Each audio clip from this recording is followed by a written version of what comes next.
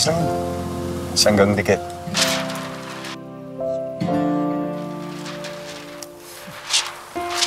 Kain na. Oh, wag na mag-emote-emote dito. Tara na, kain na tayo. Alam mo, nakalimutan tayo yung manok. Ano? Nalimutan ko sa bahay. Okay na muna yan. Ayan na lang muna. May minuto to, lo. Yung sinabi mo kanina. Hindi, ito. Ito? Yan. Yan, taas din doon. Tapos ito. Sushi. Wala lang tayo ng suka eh. Oo. Oh. Pre, kain no ka. Gusto mo na mula yun? Hindi yun, Toy. Actually, mamaya na kasi i-announce. Pero, magtropa naman tayo. Ano yun? Sabihin ko na, tatakbo akong congressman. Congressman? Hindi nga. Oh! Ako magiging #1 supporter mo! Congressman! Iboboto kita, Kong. Oh! Oo naman, syempre. Salamat. Pero hindi ako botante. Ayun lang. Ano ba yun? Paano ba mag-register? Tapos na. Ay, ganun.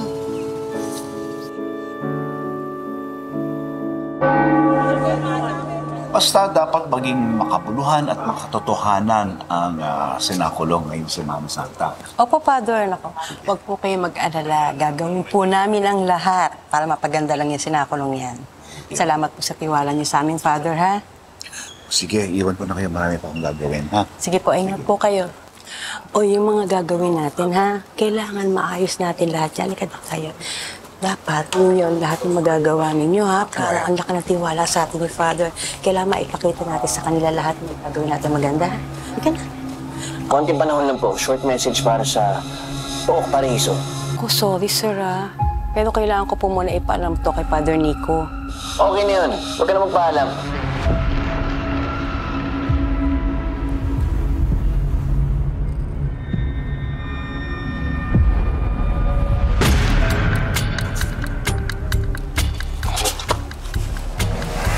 Sigurado ka?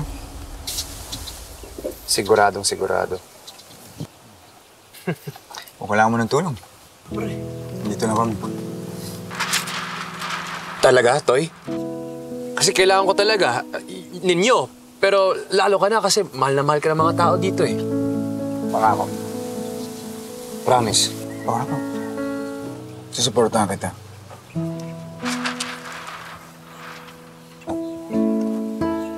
Salamat, Toy. Ikaw pa. Salamat. Isang gantik. Wala yun. Kain ka na.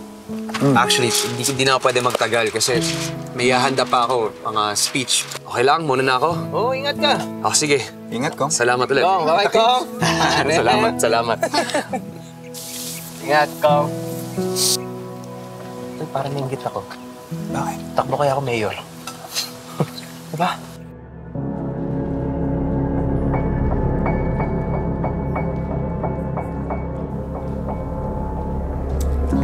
Sige ho. At saka naisip ko din yung backdrop ni Don Pedro habang sasalita siya. Siguro maganda kung ang likod na yung sinakulo. Magandang visual yun para sa mga tao. Si Don Pedro nagsasalita, ang likod niya sinakulo. Powerful. Ang ganda. I like it. Sige po, kausapin ko lang po si Ma'am Berto, ha? Excuse me po. Okay. Tutuloy muna ako. Marami na akong kaayusin para sa announcement ni Don Pedro. Things have to go exactly as I planned. Alam niyo, sigurado ako maraming manonood doon sa Senakulo. Nga pala nakita ko yung kuya mo kanina. Ah, talaga? Sinubong ko siya. Oo. Umuwi na si Kuya Jasper? Niyaya ako nga Pero sabi niya may gagawin siya. Kumusta po? Kumusta ate? May problema ba yun kaya nandito? Hindi ko nga alam, wala naman siya nabanggit eh. Pero kung meron man, sigurado ako importante yun. Kaya nga, medyo nag-aalala ako. Kuya Jasper pa ba? Ano ka ba? Napakagaling na agent, no? Lahat ng problema kaya lusutan nun. Tama si Jet. Sana. Magaling yung kuya mo.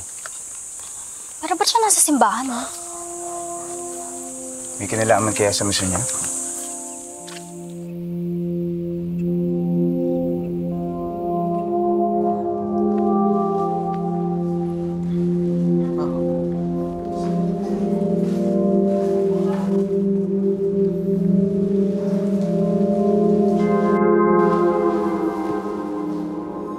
iho. Ano, maayos na ba lahat? Opo, Father. Siguraduhin ninyo, kumpleto na yung mga gaganap, ha? Bilangin ninyo na mabuti. Opo, Father. O, sige.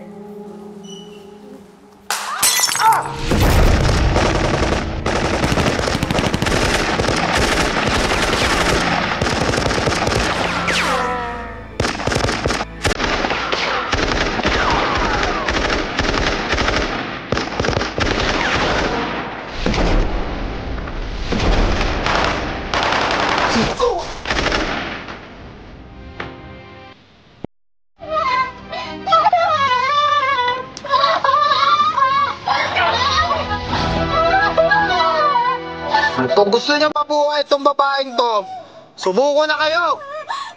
Kailangan natin siyang iligtas. Tungkulin natin pangalagaan ng mga sibilyan. Pangako, hindi ko kayo sasaktan.